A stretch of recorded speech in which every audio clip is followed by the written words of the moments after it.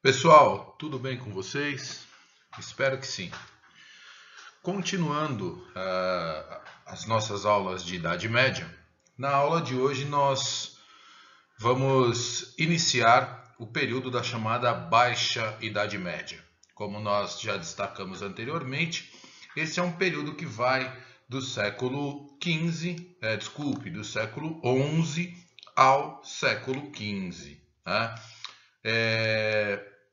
A gente tem que entender esse contexto de baixa Idade Média como um período em que o feudalismo vai passar por um processo de transformação, tá? Então, alguns princípios feudais, alguma parte da organização do modo de produção feudal vai entrar em crise. De pronto, nós temos que tomar um certo cuidado para não entender essa crise, né, desse período da Baixa Idade Média como o fim do feudalismo. Né? Isso não é verdade, não é correto. Tá? Nós devemos entender que o feudalismo está passando por transformação, mas ele não vai se esgotar no século XV. Quando nós olhamos para uma Europa moderna, nós ainda temos resquício deste modo de produção feudal.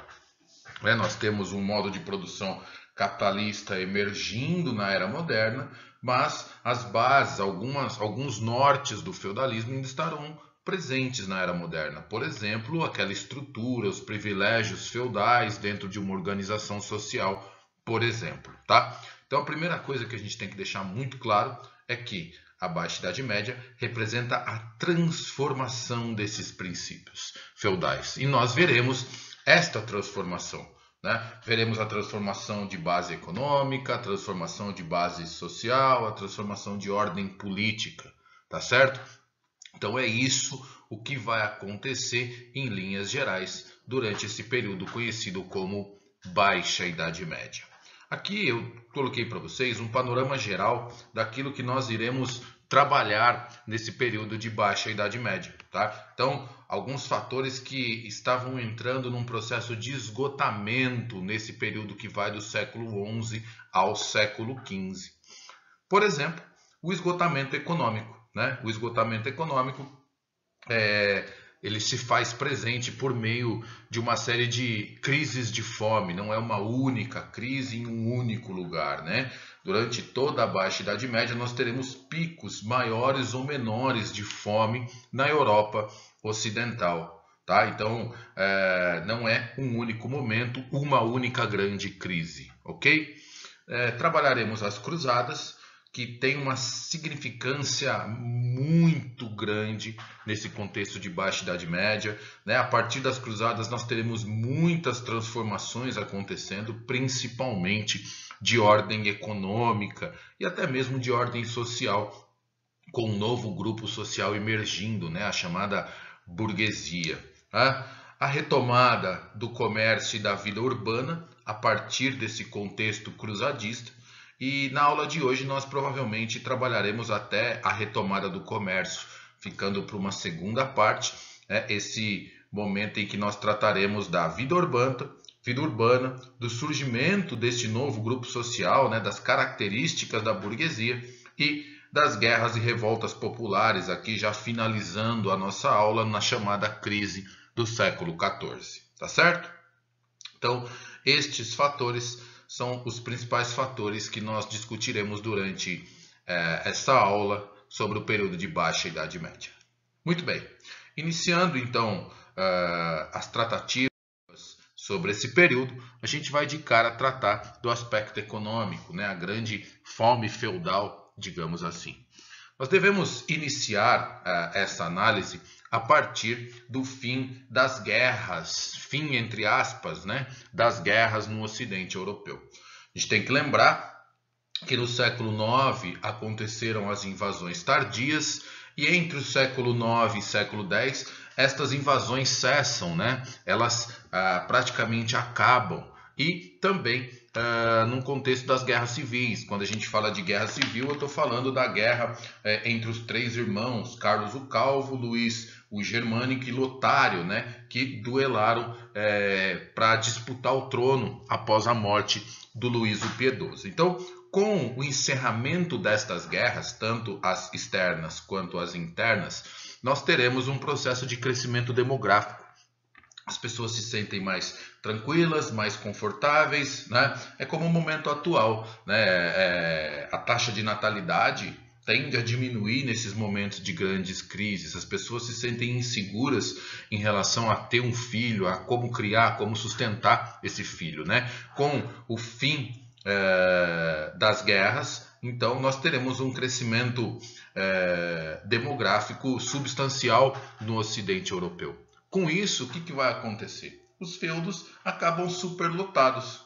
E a gente tem que entender que esses feudos eles têm um certo limite de produção para sustentar os habitantes que vivem dentro desse feudo, tá certo? Então, o que vai acontecer naturalmente, né? O senhor feudal vai expulsar parte dos servos que estão dentro desses feudos. Lembre, né, que no acordo feito entre o senhor feudal e os servos, a condição de servo é ser preso à terra, preso por um período em que o senhor feudal ache que aquele servo deve trabalhar para cumprir com os compromissos que foram estabelecidos.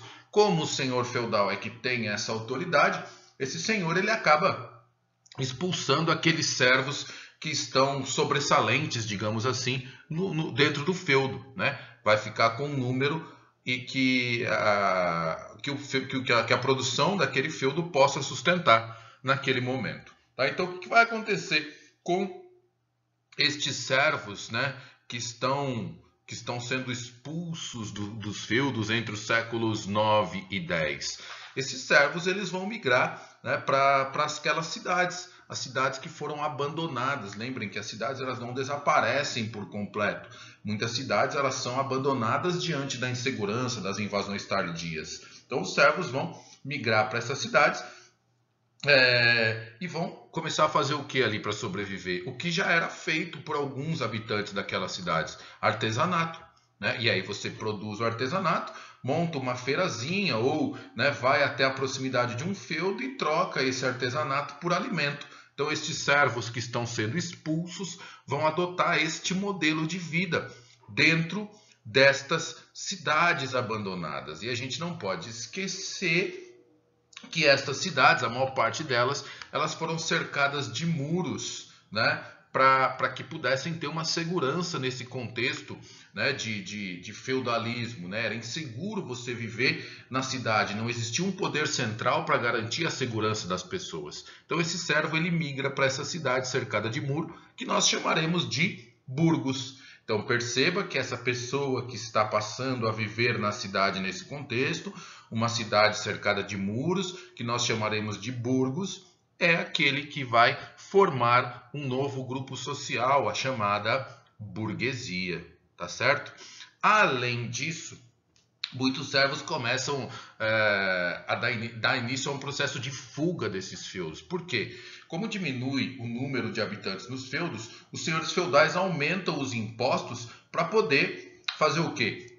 Manter uma certa arrecadação dentro do feudo. Então muitos servos começam a ser ainda mais explorados nesse contexto de século 9 e século 10 e fazem o quê?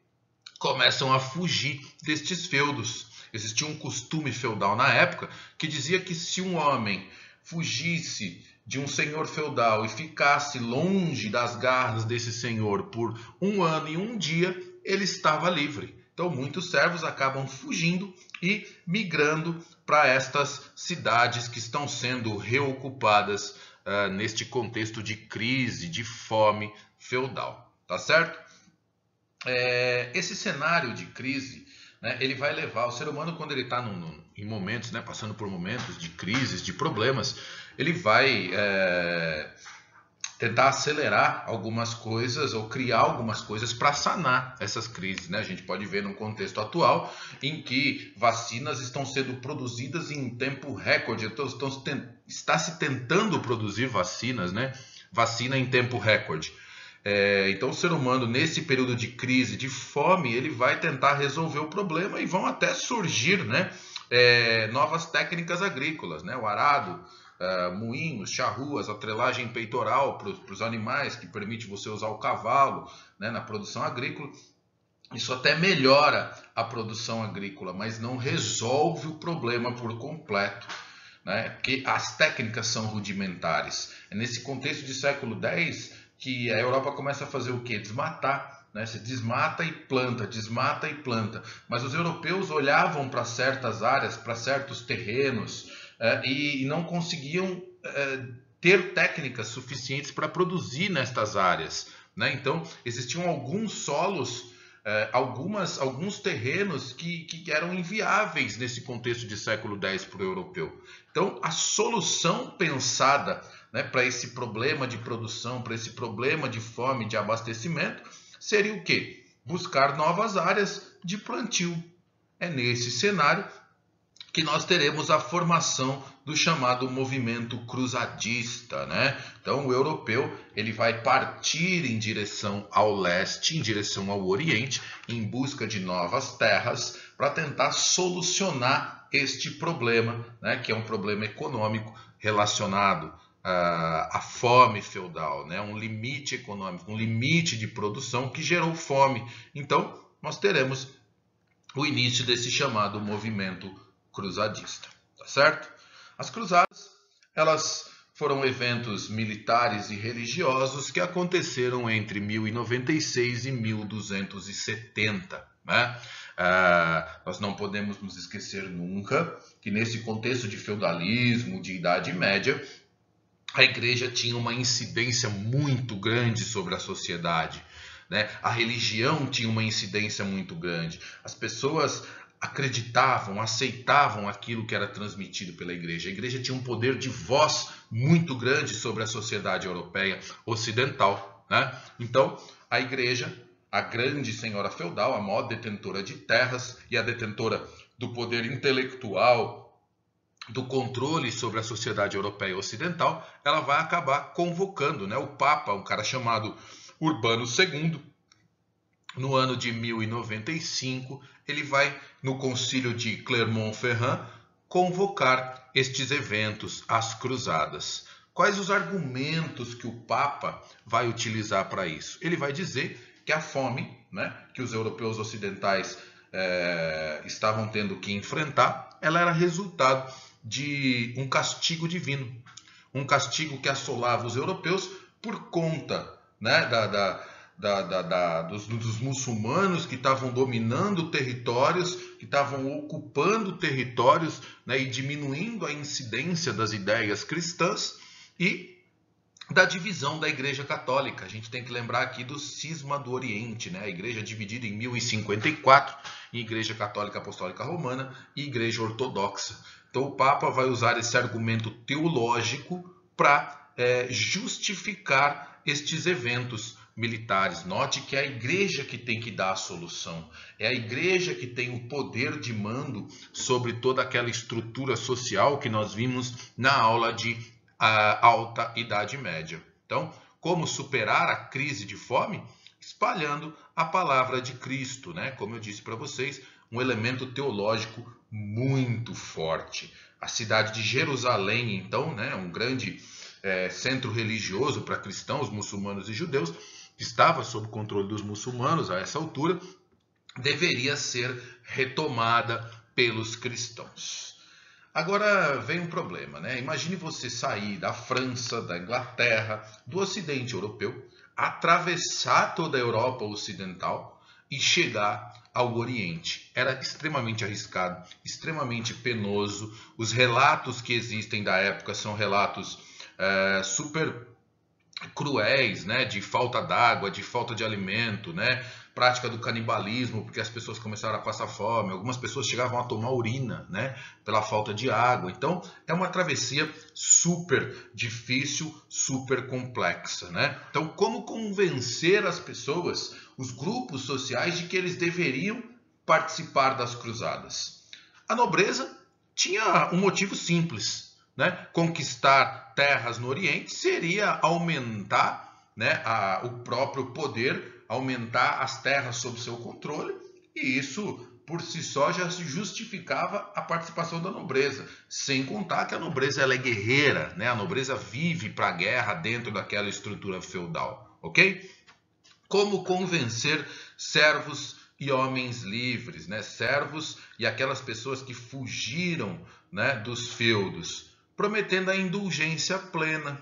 Né? Nós devemos aqui entender que o Papa vai dizer que aquele que participar das cruzadas terá o perdão de todos os seus pecados e uma garantia de um lugar no paraíso. Se a gente olhar com a nossa cabeça ou com o nosso entendimento dos dias de hoje, talvez não seja um grande motivo, apesar de que muitas pessoas fazem, né, coisas que muitas vezes nós não acreditamos por conta da religião, mas nesse contexto de plena influência, né, da Igreja Católica sobre a sociedade, muitas dessas pessoas então vão em busca dessa indulgência plena, deste perdão dos seus pecados.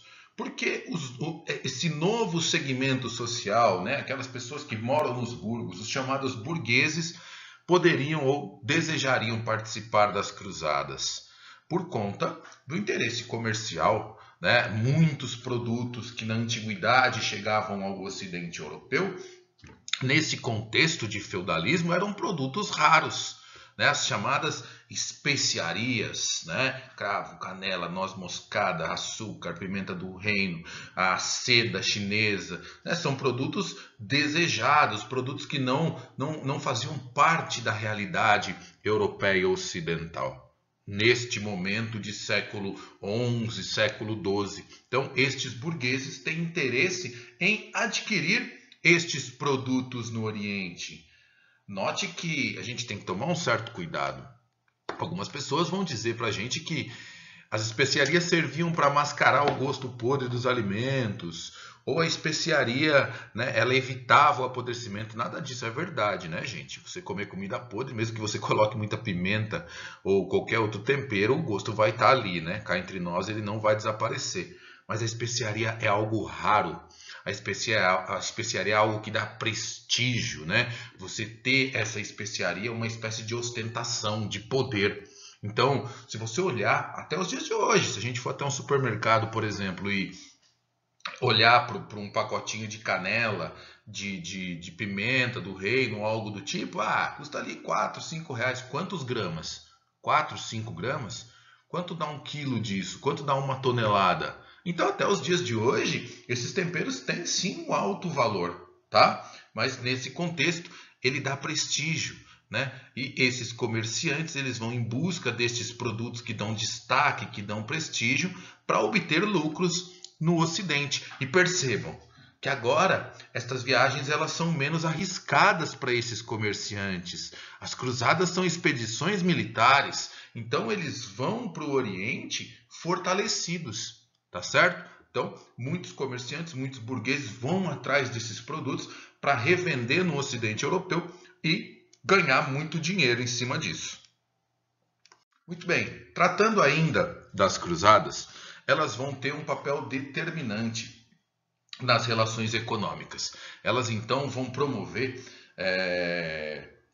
alguns historiadores usavam, né, o termo reabertura do Mediterrâneo, né? O Pierre Chauny, principalmente, usava esse termo, e hoje em dia a gente questiona um pouco esse termo porque ele dá a impressão de que o Mediterrâneo ficou fechado, de que o comércio ele foi extinto no Ocidente europeu. Isso não é verdade, né? Durante o auge do feudalismo, do século IX ao XI, nós temos o comércio sendo uma atividade secundária, mas isso não significa que ele tenha morrido, que ele tenha desaparecido, tá certo? Então, as cruzadas elas vão ser importantes porque elas têm como um efeito colateral direto essa reconexão, né, entre o Oriente e o Ocidente, tá? E neste processo, né, dessa reconexão, dessa ressignificação, o comércio, né, ganhando muita importância a partir do século, voltando a ganhar importância a partir do século XI, as cidades italianas vão ter um papel determinante. No próximo slide nós veremos um mapinha e a gente vai ver que a Itália está mais ou menos no meio do caminho entre o Oriente Médio e o restante da Europa Ocidental. Então, o que vai acontecer? Uma cidade italiana em especial vai se destacar nesse movimento cruzadista. A cidade de Veneza. A cidade de Veneza ela é chamada de República de Veneza, né? República de Gênova, assim elas chamadas as cidades italianas. A cidade de Veneza ela vai patrocinar uma cruzada, né? Uma cruzada que será conhecida como Cruzada dos Comerciantes. Note que a maioria das cruzadas, como a Cruzada dos Reis, né, essas cruzadas elas iam em busca da cidade de Jerusalém, em busca de terras também, né? Mas a cidade de Jerusalém. Esta cruzada, a quarta cruzada, ela vai em busca do quê? Da cidade de Constantinopla, né? Ali nós temos um grande fluxo de produtos, de especiarias. Então, o objetivo dessa cruzada é conquistar Constantinopla. Conquistar Constantinopla significaria ter acesso aos produtos orientais, as chamadas especiarias. Mesmo assim, nós encontramos uma justificativa religiosa para essa conquista, tá? Que justificativa seria essa? A reunificação do cristianismo, tentar tomar o controle da igreja ortodoxa, ok? Veneza vai para essa cruzada, consegue, né, vencer os habitantes locais e dominar a cidade, né, de Constantinopla. Inclusive, vai surgir aqui o Império Latino do Oriente, né, que existiu entre 1204 e 1261. Inclusive, em Constantinopla, atual Istambul, existem muitos prédios até hoje que lembram muito construções italianas. Herança deste período, desse século XIII, tá certo? O fato de os comerciantes de Veneza dominarem Constantinopla gerou muita riqueza para o período, né? A cidade de Veneza enriquece muito, né? E nós começamos a notar algo que vai se consubstanciar durante o chamado Renascimento. As cidades começam a ser enfeitadas, a arte começa a ser financiada em Veneza desde esse século XIII, herança desse enriquecimento. Inclusive, né, muitos livros que existiam, né, em Constantinopla, no Oriente Médio, eles começam a ser trazidos para a Itália e traduzidos para o italiano. Então perceba que a Igreja Católica ela começa a perder o monopólio intelectual que ela tinha no Ocidente europeu, tá? Então olhe quantos reflexos, né, as cruzadas estão gerando no Ocidente europeu, ok? Ainda é importante destacar que nesse contexto dessa expansão, né, da cidade de Veneza, nós teremos a formação de rotas comerciais marítimas que ligam a Itália ao Oriente Médio e rotas comerciais terrestres, né? Estas rotas terrestres ligam a Itália ao restante do Ocidente europeu. É importante destacar ainda que as cruzadas elas representam um momento em que a Europa volta a ser um território expansionista. A Europa que foi expansionista com o Império Romano, ficou fechada, né, nos feudos durante a Alta Idade Média, volta a ter essa política, essa postura expansionista. E isso vai perdurar até o pós-Segunda Guerra. Nós teremos as cruzadas com um movimento de expansão, nós teremos a expansão marítima europeia, o colonialismo, o neocolonialismo, e isso vai, digamos assim, deixar de existir com os processos de independências, né, afroasiáticas no pós-Segunda Guerra Mundial, ok? Então, olhando para estas rotas, percebam, ó, as cidades italianas, né, Veneza, Gênova, vão buscar no Oriente, né, pelo mar Mediterrâneo, as rotas em verde, então as rotas marítimas comerciais, e estes produtos chegam a Gênova e Veneza e são distribuídos no Ocidente Europeu, formando rotas comerciais terrestres, tá certo? Essa é uma grande transformação. Então, percebam que o comércio, inicialmente um comércio ambulante, que nós podemos chamar de comércio bufarinheiro, vai criar este emaranhado de rotas comerciais aqui no Ocidente Europeu. Tá? Então, olha como eu tinha dito para vocês anteriormente, né? Essas expedições cruzadistas saíam daqui do Ocidente Europeu, né? E tinham que vir buscar esses territórios ou Jerusalém aqui no Oriente Médio, né? Então é uma viagem considerável, né? Você sair da Europa Ocidental até o Oriente Médio, ok? Chegamos então ao último momento desta aula, onde vamos falar um pouquinho das características, né, desse renascimento comercial. Renascimento não é um termo muito adequado, porque como nós já dissemos, o comércio ele não morreu, né, ele está sendo ressignificado, seria um termo melhor para a gente aqui, tá? Vamos ver então as características deste comércio que está ganhando importância a partir do século XI no Ocidente Europeu. Tá? Como nós já dissemos, o comércio ele não morre, mas no auge do feudalismo, as poucas pessoas que ainda viviam nas cidades, elas produziam artesanato, iam lá e trocavam por alimentos nos feudos. Este comércio que está sendo ressignificado, ele não admite esse tipo de troca, porque o comerciante que chega ao Oriente e tenta trocar um produto, né, um artesanato dele com um comerciante lá no Oriente Médio, esse comerciante do Oriente Médio ele não vai aceitar essa troca que era muito comum durante o auge do feudalismo no Ocidente. Esse comerciante quer o quê? Moeda, tá? Então ele vai, este comerciante europeu ele vai ter que arrumar moeda para poder adquirir produtos e especiarias no Oriente. Então ele compra esses produtos no Oriente para revender no Ocidente. Como ele tem que pagar com moedas no Oriente, ele também vai querer receber com moedas no Ocidente quando ele for revender essas especiarias, né? Note que uma nova característica, né, está sendo retomada, o uso frequente de moedas no comércio no Ocidente Europeu. Mas teremos um problema aqui. A quantidade de moedas de ouro e prata disponíveis na Europa Ocidental, ela era pequena. Tanto que na expansão marítima europeia, um dos objetivos, né, dessa expansão é encontrar, né, ouro e prata para que o volume comercial ele pudesse crescer, porque faltava moeda e isso limitava muito as relações comerciais. É nesse contexto que outra novidade começa a acontecer no Ocidente Europeu, né? Então, nós teremos o quê? O surgimento de casas de câmbio, os chamados bancos. Então, o que acontece?